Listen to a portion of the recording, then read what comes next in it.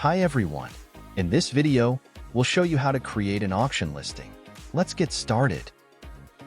First, log into your seller account. Then click Create Listing.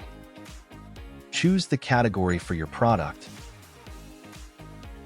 and then select Auction as the listing type. Optionally, you can select a specific region, so that your listing appears only when users filter for that region. Click Next to continue. Now, add the details of your item.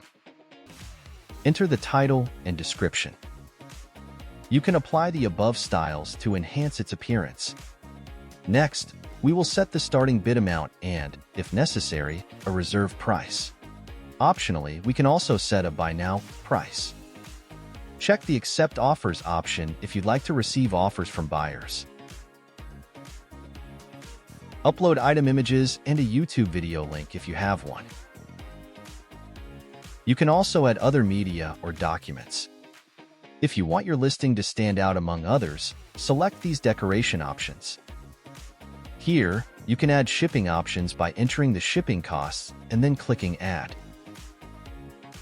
Here, you can review and update the payment and tax details as necessary. Set the auction duration form here. Once all required information is filled in, click the Create Listing button.